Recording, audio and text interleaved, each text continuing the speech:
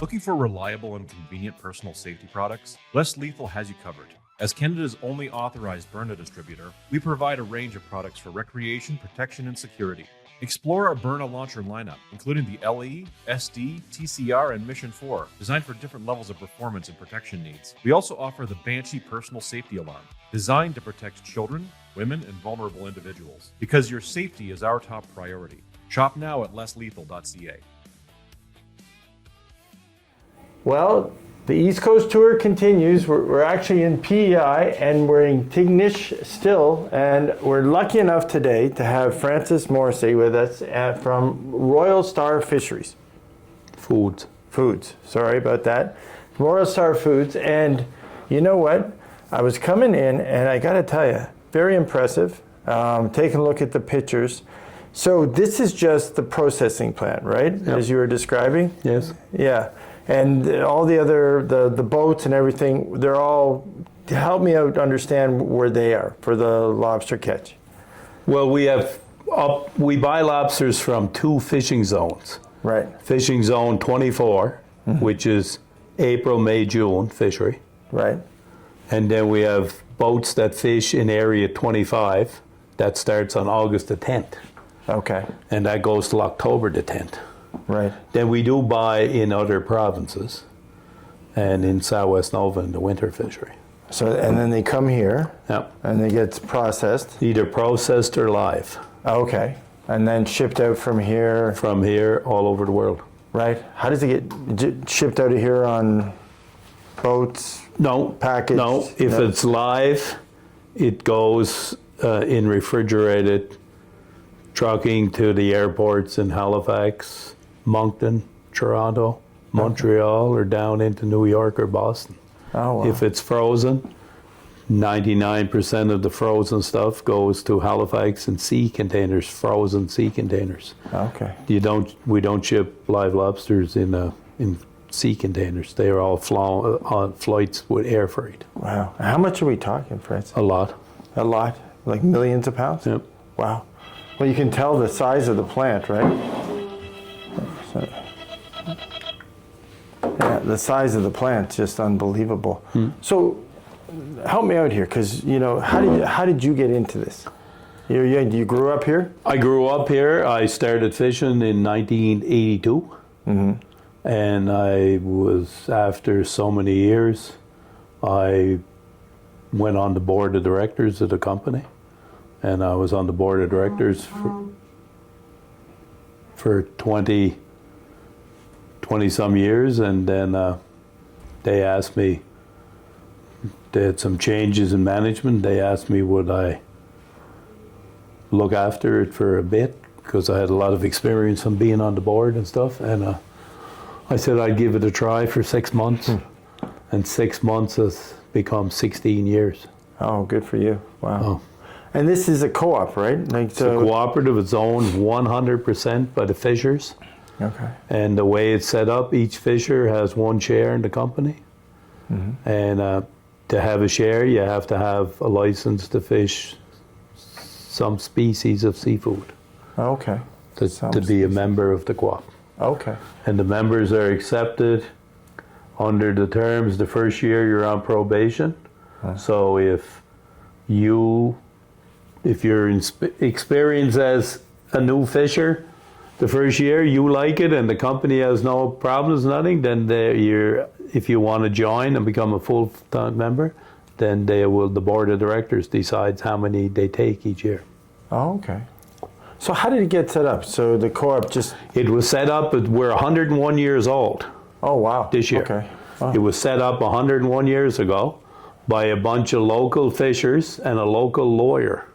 And his name was Chester McCarty. And they formed a group that was going to sell their lobsters to the co-op and to process them and stuff like that. They didn't have an easy starting. The reading of it is very interesting, of how the struggles that they went through when they formed the company.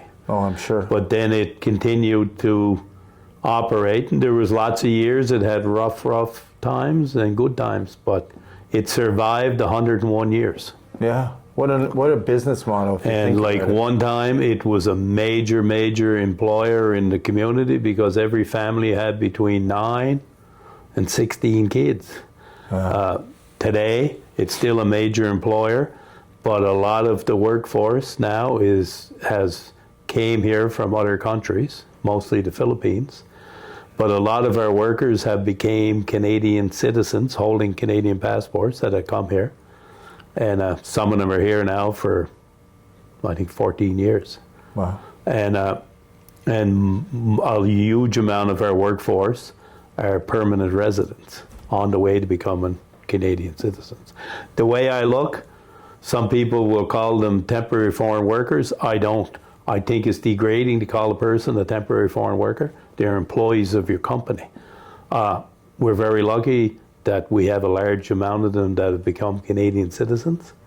And without them, we wouldn't be operating because our workforce in this area has dwindled substantially because basically the easiest thing that we could do when I grew up as a child was have a ball game. Mm-hmm. Because within 1 mile of where I grew up, you had no problem to get 80 people basically around the same age to play common ball out in the pasture field. Right. Right today, you couldn't get 2. No. Because the families have gone down to 1 and 2 children. They're no more 16. Right. So that's the difference. You know, it's interesting. We just did a show on birth rates. And we're trying to figure out on the show, it's a 3-part series, which is very interesting. Just trying to figure out why there's no more, why people aren't having kids anymore. You know, even in like my generation, I just turned 60. Quite frankly, you know, we all had 3 and 4 kids. So what happened? You know, and we weren't having 9, but we were still having 3 and 4 kids. Now we're, like you mentioned, we're down to 1. We're actually in the lowest quartile in the world with birth rates. Well, in my family, there was 9 of us living, and there was a couple others that passed at birth. But it was common. It was common for every household to have 9, 12, 15. I know households, you know, in the community here back then that had 19 kids. Wow. Same mother, same father. Yeah. You know? Yeah. The schools were full, but like our population had dwindled badly.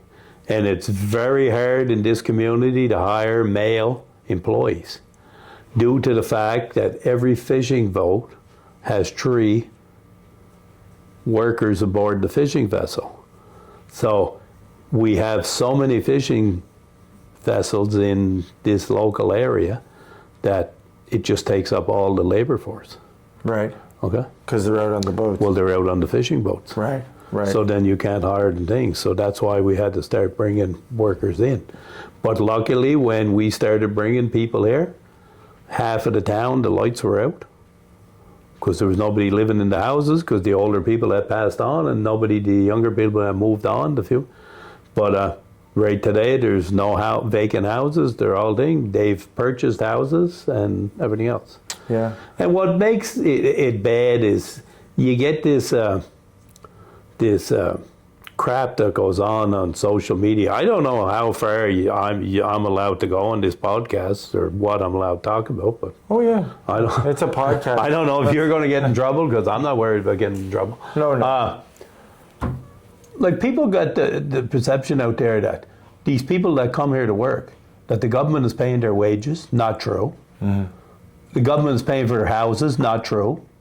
And the government is paying for everything. It's not true. They pay. When it comes to bring an employee here from another country, it costs this company about $5,600. Right. We got to buy an LMIA from the government. Yeah. We have to pay for a bunch of other paperwork and polos. Then we have to fly the employee here and pay all that. You know, do we pay for their housing? No. And but like that's the problem. The only difference I see between them and myself, my ancestors came here 300 years ago. They're just getting here. Yeah, exactly. Well, same, right? We came into Halifax. We all came. Sure. Our ancestors.